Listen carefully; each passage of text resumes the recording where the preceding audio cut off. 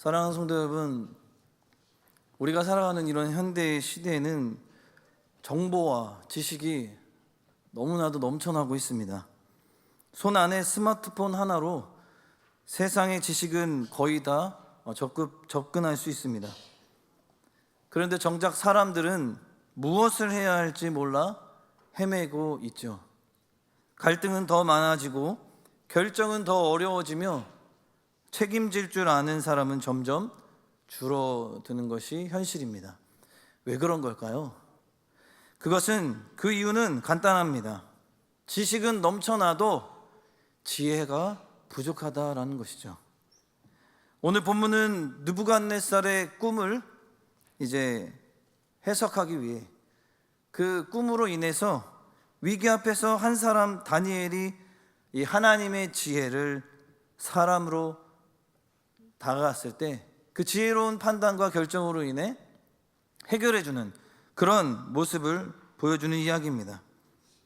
다니엘은 이 꿈의 내용이 제대로 알지도 못하면서 바벨론의 이 모든 지혜자들과 함께 죽임을 당할 위기에 처해 있는 것이 현실이었습니다. 그러나 그는 어떻게 했습니까?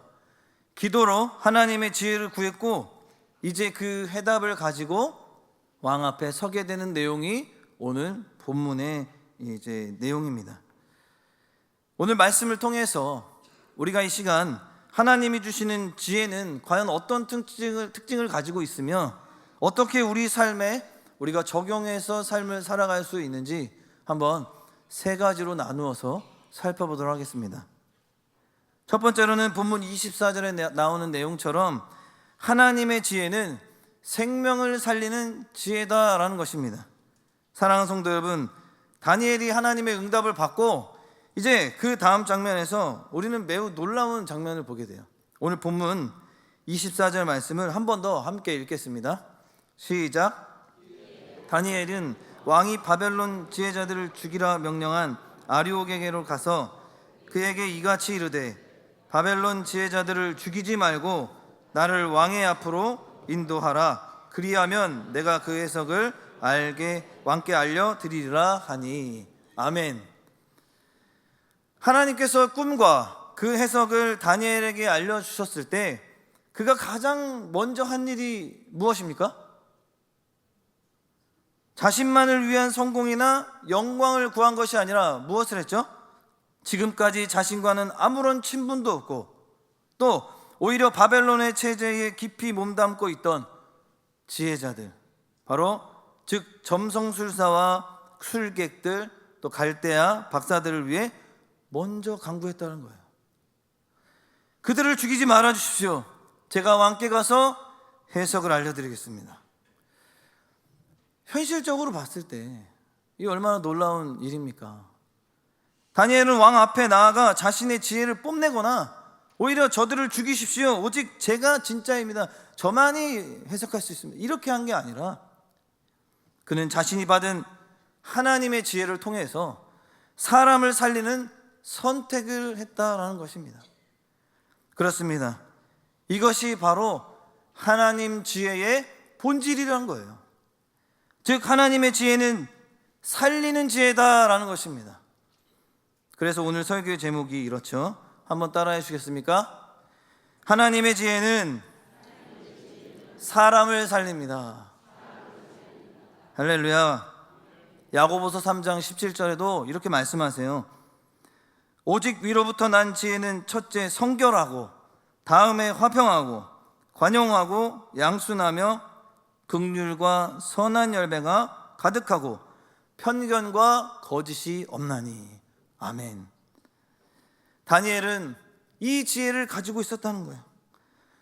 단지 그냥 똑똑하고 지식만을 가지고 있고 뭔가 다 할 수 있는 그런 완벽한, 그리고 해석 잘하는 수준이 아니라 하나님의 마음을 어떻게 했다는 겁니까? 담아서 그 지혜를 어떻게 해요? 사람을 살리는 방향으로 나아갔다는 것입니다. 바로 생명을 살리는 긍휼의 지혜를 다니엘은 가지고 있었다는 것입니다. 우리는 이런 지혜를 어디에서도 또 한번 또 찾아볼 수 있을까요? 바로 예수님의 사역에서 보게 됩니다. 요한복음 8장에 보면 가늠하다가 이제 이 여인이 잡혀오지 않습니까? 그러면서 돌로 치자고 하는 무리들 앞에서 예수님은 조용히 말씀하세요. 조용히 땅에 글을 쓰시며 말씀하셨습니다. 자, 너희 중에 죄 없는 자가 먼저 돌로 쳐라. 그 어떻게 됐습니까? 막 돌 던졌습니까? 아니죠. 아무도 돌을 던지지 못하고 여인만 남게 되었을 때 예수님이 또 한 말씀 하세요. 나도 너를 정죄하지 않겠다. 가서 다시는 죄를 범하지 말아라. 이 이야기를 통해서 우리는 무엇을 할 수 있습니까? 그 순간 예수님은 여인을 정죄하지 않으셨고 무리를 논리로 이기지도 않으셨습니다. 바로 하나님의 지혜로 사람을 살리는 말씀을 하신 것입니다. 사랑하는 성도 여러분, 우리 입술에도 이 지혜가 필요합니다. 우리는 사람을 살려야 하는 입술을 가지고 복음 전하는 일을 감당하는데도 부족한데 우리는 오히려 이 입술로 어떻게 합니까? 죽인다라는 표현은 하면 좀 그럴 것 같습니다.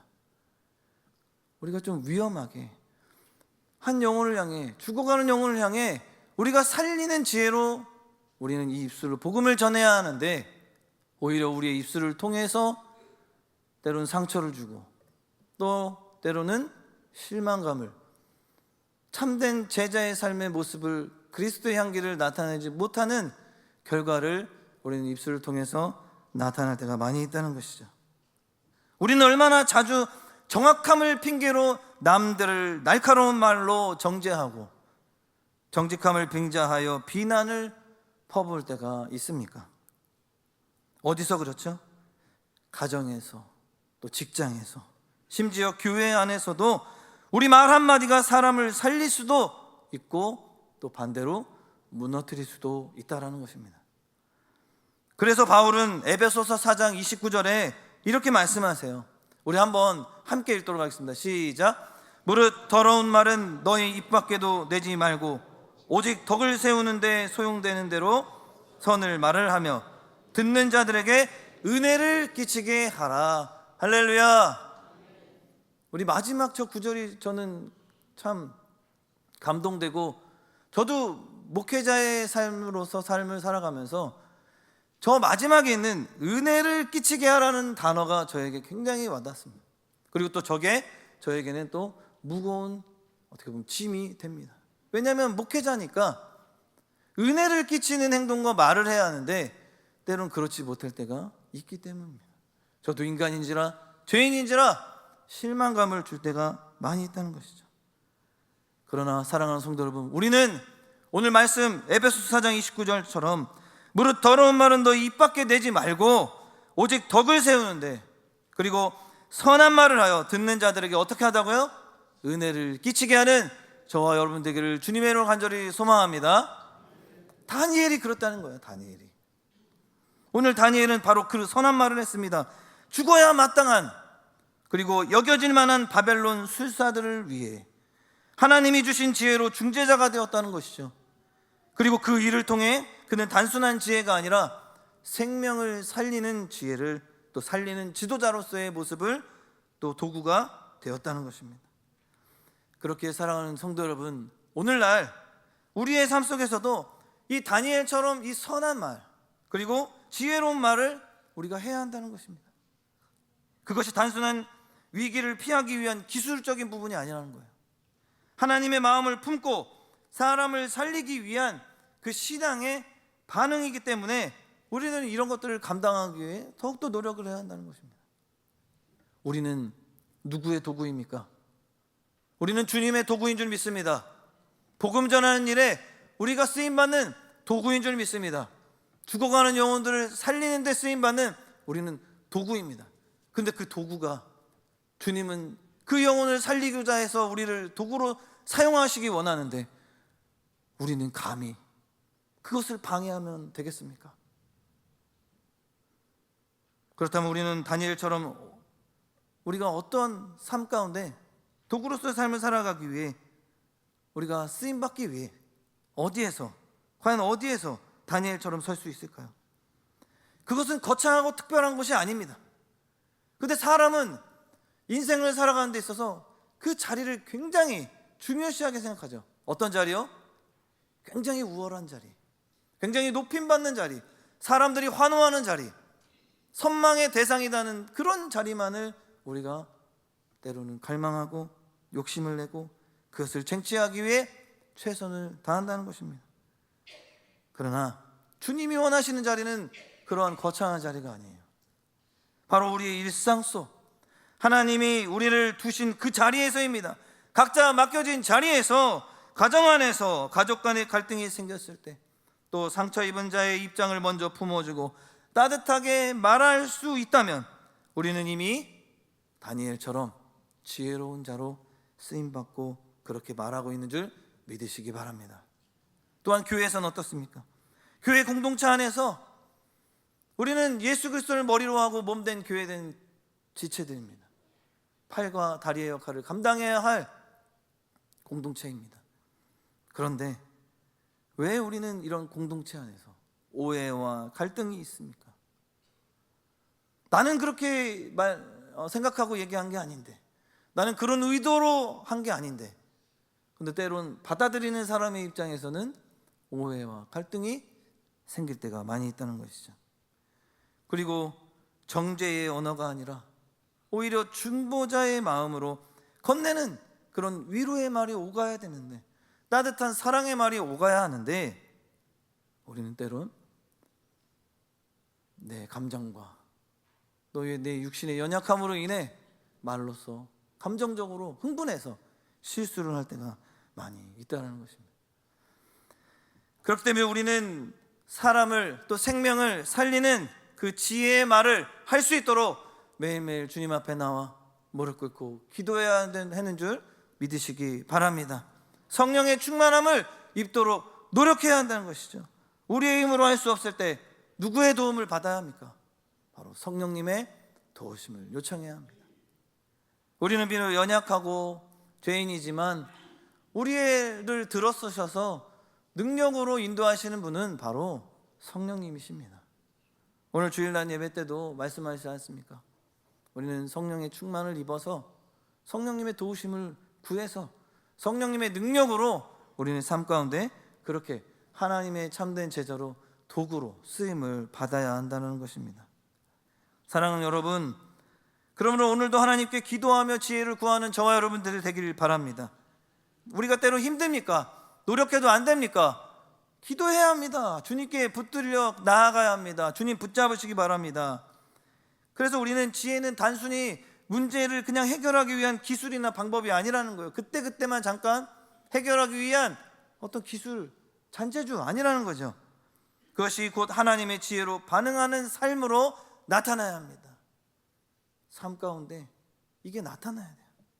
이런 순간들이야말로 하나님이 우리를 통해 일하시길 원하시는 바로 그러한 순간, 그때그때마다 우리는 지혜를 구해야 합니다. 그러나 그 지혜는 단순히 문제를 해결을 위한 기술이 아니고 방법이 아닙니다.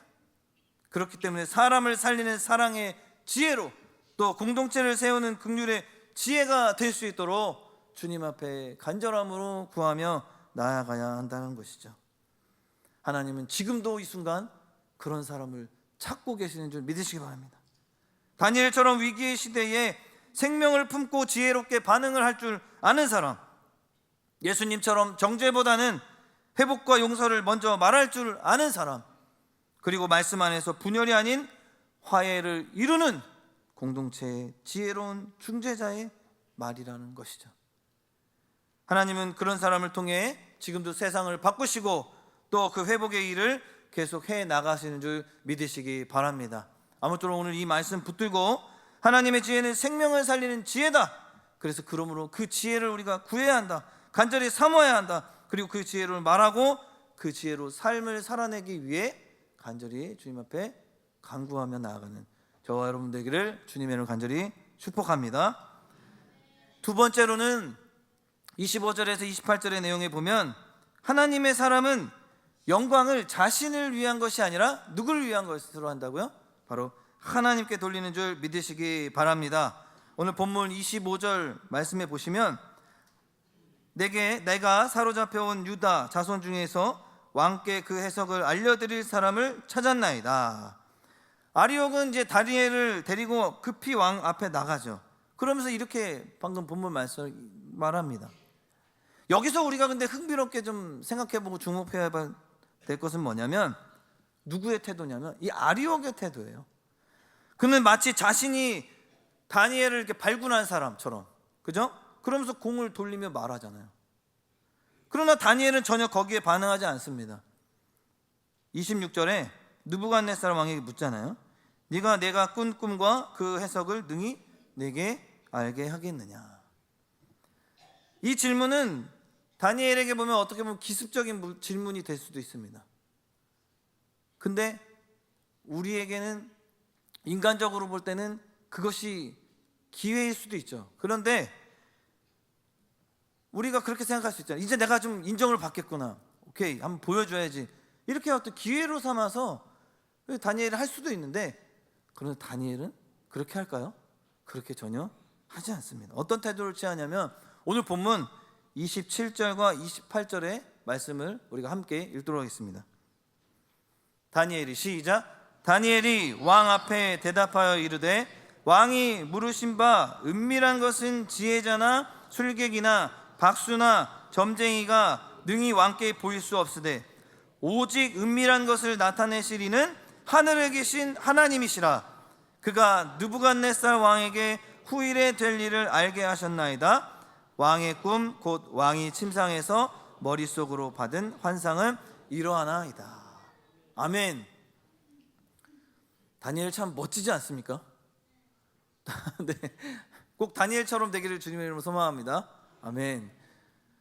저도 좀 이런 다니엘의 모습을 봤을 때 저도 너무 배우고 싶고 이렇게 목회 사역을 감당하고 싶습니다. 다니엘은 이 중요한 순간에 본인이 기회를 잡고 더 높은 지위에 올라갈 수 있는 상황에도 있는데 단 한치도 자신을 내세우지 않습니다. 오히려 그는 명확하게 고백하죠. 결단하고 선포합니다. 이것은 내 능력이 아니라 하나님께서 하신 일입니다. 할렐루야. 그는 한치의 영광도 자신에게 돌리지 않고 오직 하나님만을 높이세요. 이 모습은 요셉을 떠올리게 합니다. 애굽의 바로 왕 앞에 섰을 때 요셉은 똑같이 말합니다. 창세기 41장 16절에 이렇게 말씀하는데요, 제가 읽어드리겠습니다. 이는 내가 아니라 하나님께서 바로에게 편안한 대답을 하시리이다. 아멘. 이런 고백이 가능한 이유는 무엇이겠습니까? 그들이 하나님 앞에서 철저히 낮아졌기 때문에 그렇습니다. 주님 앞에서는 늘 겸손. 주님이 하시는구나, 주님이 나를 사용하시는구나, 주님이 나와 함께 하시는구나, 주님이 이 일들을 감당하시는구나, 주님의 능력으로 모든 것이 되는구나 라고 계속해서 자신을 낮추죠. 겸손으로. 그리고 주님만을 높인다는 것입니다. 근데 대부분 이런 모습을 가진 사람들은 기도하는 사람들이세요. 기도하는 사람은 언제나 중심이 하나님에 있기 때문에 그렇습니다. 무슨 일이 생겨도 어떠한 감사한 일, 기쁜 일, 나쁜 일, 다 수많은 일이 있을 때 아이고 아버지 주님 하면서 먼저 무릎 꿇습니다. 엎드립니다. 이게 겸손의 모습이죠. 감사해도 주님 감사합니다. 좀 나쁜 일이 있어도, 어려운 일이 있어도 주님 이러한 일이 있어도 그래도 감사합니다. 해결해 주실 분은 바로 하나님이십니다라는 겸손의 모습이 있다는 것이죠. 그러나 사람들에게 인정받고 싶은 마음, 칭찬 한마디 듣고 싶은 마음, 그 마음 자체를 부정하는 것은 아닙니다. 중요하죠. 그러나 기도하는 사람은 압니다. 진짜 일하신 분은 누구시라고요? 하나님. 오늘도 우리를 주의 전으로 인도하신 분은 하나님. 오늘도 나를 건강하게 또 육신을 허락하셔서 주의 전에 나와 예배할 수 있도록 인도하신 모든 은혜는 하나님이 하신 것입니다. 그래서 어떤 일이 이루어졌을 때 자신을 드러내기보다 하나님이 나와 함께 하셨어, 모든 능력을 하나님이 하셨어 라고 고백할 수 있는 사람, 하나님께 그 영광을 돌릴 줄 아는 사람이 바로 기도하는 사람, 바로 다니엘과 같은 사람이란 것입니다. 여러분의 가정이 회복되었습니까? 또 어려움을 겪고 있습니까? 그러나 그 가운데 역사하실 분은 누구십니까? 바로 하나님이십니다. 어려운 결정을 지혜롭게 또 지나오셨습니까? 하나님께서 그 길을 열어주셨습니다. 직장에서 인정받고 교회에서 아름다운 열매가 맺혔다면 그것 또한 하나님께서 일하신 결과입니다. 우리의 말 가운데 하나님의 이름이 이렇게 자주 들려야 하는 줄 믿으시기 바랍니다. 하나님이 하셨다는 고백이 단순한 습관이 아니라 마음에서 진심으로 흘러나오는 믿음의 결단 고백이 되길 바랍니다. 하나님은 그런 사람을 통해 어떻게 하신다는 거예요? 더 큰 일을 이루신다라는 것입니다. 왜냐하면 그런 사람은 자신이 아니라 하나님을 드러내는 도구로만 서기 때문이죠. 하나님께서 가장 안전하게 일하실 수 있는 사람은 자신이 영광을 받지 않겠다고 결단한 사람입니다. 그렇기 때문에 하나님께 영광 돌리겠다는 사람, 그 사람을 통해 하나님은 지금도 이 나라 가운데 함께 하시고 자신의 뜻을 이루기 위해 그 사람을 사용하신다라는 것이죠. 그렇게 우리가 쓰임받기를 주님의 이름으로 간절히 소망합니다. 사랑하는 성도 여러분, 오늘 이 말씀 앞에서 결단하시길 축복합니다. 하나님께 받은 은혜를 나의 능력으로 돌리지 않기를 원합니다. 내 삶을 통해 드러나야 할 이름은 내 이름이 아니라 바로 하나님의 이름임을 인정하겠습니다. 또한 주어진 자리에서 받은 응답과 은혜 앞에서 늘 하나님을 높이며 하나님의 그 말씀 앞에 순종하고 그 이름을, 하나님의 그 이름을 선명하게 말하겠습니다. 그 결단 위에 하나님은 반드시 더 큰 일을 저와 여러분들에게 맡기실 줄 믿습니다. 아무쪼록 그 도구로 쓰임받는 복이 오늘 우리 모두의 것이 되기를 주님의 이름으로 간절히 축복합니다. 마지막으로 29절 30절에 보면 하나님의 지혜는 그냥 방향성 없게 가는 것이 아니라 분명한 목적을 향해 인도하신다라는 것입니다. 기도 가운데 다니엘은 하나님께로부터 받았죠. 그 바벨론 왕이 꾼 꿈과 그 해석에 대한 계시를 받았습니다. 그리고 그는 이제 그 내용을 왕에게 전하려고 하죠. 그런데 그가 꿈과 해석을 말하기에 앞서 먼저 무엇을 강조하고 있습니까? 그것을 우리가 주목해야 되는데 그것이 오늘 29절과 30절 말씀에 나와 있습니다.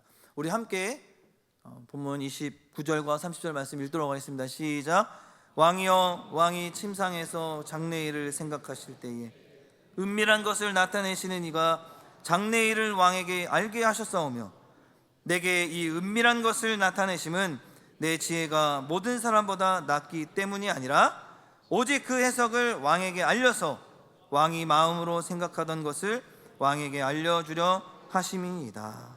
아멘.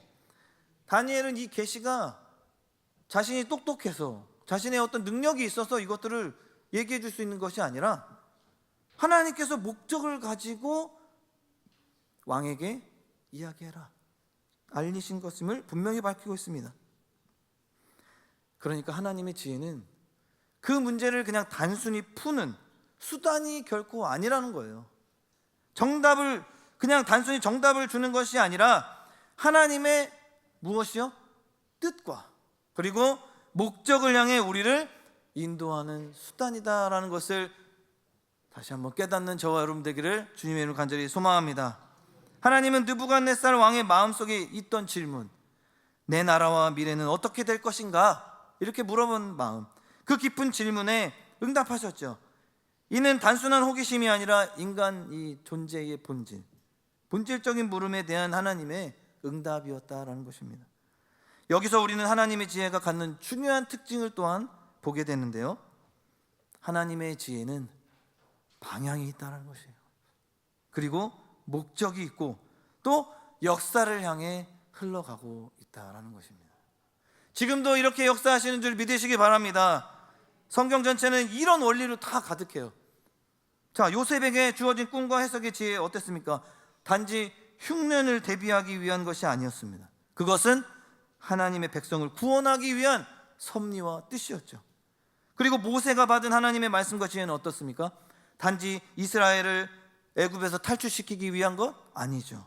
하나님의 백성으로 살아가는 그 율법 공동체를 세우기 위한 뜻과 목적이 있었습니다. 그리고 예수 그리스도께서 십자가를 지시고 죽으심과 부활은 단순한 그냥 주님이 하나님의 능력자다, 막 이렇게 죽은 자도 살리신다, 나는 그런 기적, 단순한 기적이 아니라 인류 구원을 위한 하나님의 궁극적 목적이 있었다라는 것입니다. 기도는 단순히 지금 이 문제만 해결해 주세요라고 요청하는 것이 아니에요. 하나님, 이 문제 속에서 주님의 뜻은 무엇입니까? 라고 시작이 되어야 합니다. 그것이 기도의 시작이 되어야 돼요. 저는 어디로 가야 합니까? 라고 묻는 것이 기도의 시작의 목적이 되어야 한다는 것입니다. 사랑하는 여러분, 혹시 요즘 삶 속에서 하나님께 이런 질문을 던지고 계시지 않습니까? 하나님, 왜 이런 일이 저에게만 일어납니까? 하나님, 저는 정말 하나님 예수 잘 믿고 있는데 왜 이런 어려움을 저만 겪어야 합니까? 그리고 지금 이 선택의 갈림길에서 무엇이 옳은지 모르겠습니다. 제 자녀와 가정, 제 직장의 미래가 너무 불안합니다. 아마 우리 모두 한 번쯤, 아니 요즘 같은 어려운 시대에 매일같이 이런 질문을 안고 살아가고 있을지도 모릅니다. 그렇다면 오늘 이 다니엘의 고백을 꼭 마음에 새기시길 바랍니다. 하나님의 지혜는 단지 우리의 눈앞에 닥친 문제 하나를 풀어주는 그 정도의 그 해답 그 자체가 아닙니다. 하나님의 지혜는 그 문제를 넘어서서 이제 앞으로 하나님께서 우리를 향해 가지신 뜻과 그 목적이 분명히 있다는 것이죠. 그 크신 계획을 따라 우리의 삶의 방향을 이끌어 가시는 통찰의 빛이신 줄 믿으시는 저와 여러분 되기를 주님의 이름으로 간절히 소망합니다. 그래서 우리는 그분께 기도할 수밖에 없는 거예요. 기도만이 우리가 할 수 있는 전부라는 것이죠. 하나님께 묻고 기다리고 그분의 시선으로 내 문제를 바라보는 그 훈련을 우리가 해야 한다는 것입니다. 내 눈에는 장애물 같지만 하나님의 관점에서는 아무것도 아니라는 거죠. 그냥 훈련이요, 성숙이며 다듬질하는 그런 길로 가는 디딤돌일 수밖에 없다는 것입니다. 하나님의 지혜는 언제나 지금이 아니라 그 너머를 바라보게 하신다는 거예요. 당장의 답보다는 더 깊은 믿음과 넓은 시야를 우리가 보기를 원하신다는 것이죠. 그러니 지금 당장 모든 것이 해결되지 않더라도 결코 낙심하지 말고 포기하지 않기를 간절히 소망합니다. 더욱더 붙잡으시기 바랍니다. 하나님은 일하고 계시고 살아계시고 우리에게 또 분명한 지혜를 허락하셔서 우리에게 그런 어떤 해답을 또 길을 열어주신다는 것을 믿고 소망하며 또 한 주간의 또 삶을 살아가기를 주님을 간절히 소망합니다. 헨리 블랙컵이라는 신학자가 그 하나님을 경험하는 삶이라는 책에서 이렇게 말씀했습니다. 하나님의 계시는 그냥 단순한 정보가 아니라 초청이다. 하나님은 당신의 뜻 속으로 우리를 부르신다라고 이야기했습니다. 지금 내 앞에 놓인 문제의 해답을 아는 것보다 더 중요한 것은 무엇이라는 거예요? 그 문제를 통해 하나님이 나를 어디로 인도하시고 어디로 부르시는지를 알아가는 것이라는 것이죠. 다니엘은 해답을 얻었지만 곧장 해답을 말하지 않고 먼저 하나님의 뜻을 밝혔다는 거죠. 이것은 하나님께서 왕의 마음에 있는 생각에 응답하신 것입니다. 하나님께서 목적을 가지고 왕을 이끄신 것입니다 라고 말씀을 했던 것이죠. 사랑하는 성도 여러분, 여러분이 지금 구하고 있는 하나님의 지혜도 마찬가지입니다.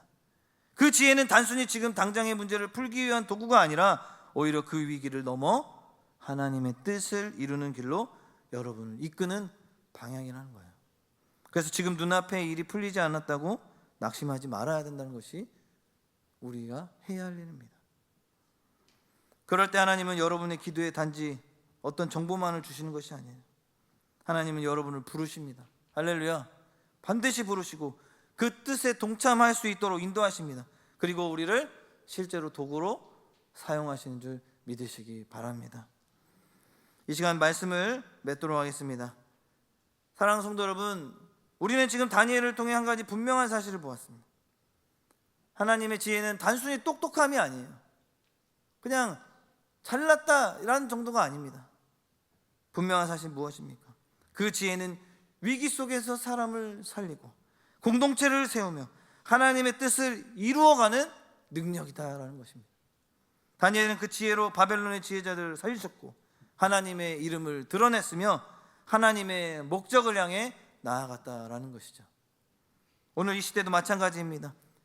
교회와 또 직장, 일터, 또 가정, 공동체에는 지금도 하나님의 지혜를 구하는 이 다니엘이 필요하다는 거예요. 정죄보다는 중보를 택하고 자기 자랑보다 하나님의 이름을 높이며 문제 해결만이 아니라 하나님의 뜻을 따라가는 사람이 필요하다는 것입니다. 그 사람이 바로 내가 되기를 주님의 이름으로 간절히 소망합니다. 바로 여러분이 그 사람이 되셔야 합니다. 가정 안에서 지혜롭게 사랑을 선택하고, 교회 안에서 갈등 대신 화평의 언어를 말하고, 일터에서 하나님의 사람답게 판단하고 결정을 해야 한다는 것이죠. 그렇게 하나님의 지혜로 사람을 살리고 또 그분의 뜻을 따라 살아가는 복된 삶을 살아가서 더욱더 주님 나라와 영광을 쓰임받는 우리 승동의 모든 가족들, 또 참된 제자, 또한 일꾼 되기를 주님으로 간절히 축복합니다. 우리 이 시간 말씀을 기억하면서 함께 기도했으면 좋겠습니다. 하나님은 기도하는 사람을 더욱더 찾으시고 그 기도하는 사람에게 하늘의 지혜를 주시기를 원하십니다. 그런데 그 지혜는 내 욕망을 채우는 것이 아니라고 분명히 말씀드렸어요. 사람을 살리고 하나님께 영광 돌리는 능력입니다. 지금 이 시간 주님, 우리 모두가 다니엘처럼 하나님의 사람으로 쓰임받기 원합니다. 더욱더 그렇게 기도하며 나아갑니다. 더욱더 주님, 어떤 상황에서도 두려움보다 기도를 먼저 선택하게 하시고 감정에 휘둘리지 않고 말씀과 기도로 준비된 삶을 살게 하여 주시옵소서. 하나님, 내 경험과 계산이 아닌 하나님의 뜻을 구하며 살아가는, 그래서 우리 가정과 직장, 사역의 자리마다 하나님의 지혜로 결정하고 순종하는 그런 삶을 살게 하여 주시옵소서. 그리고 마지막으로 하나님, 받은 은혜를 내 자랑으로 삼지 않게 하시고 하나님의 도구로 겸손하게 이웃과 공동체를 살리는 사람으로 살게 해달라고 이 시간 이 기도 제목 놓고 합심하여 주님의 이름을 한번 부르짖고 기도하겠습니다. 주여! 사랑하는 은혜가 충만하신 하나님, 오늘도 우리에게 말씀을 주시고 그 말씀을 붙들고 함께 기도하며 나아갑니다. 특별히 하나님은 기도하는 사람에게 하늘의 지혜를 주시라고 말씀하셨습니다.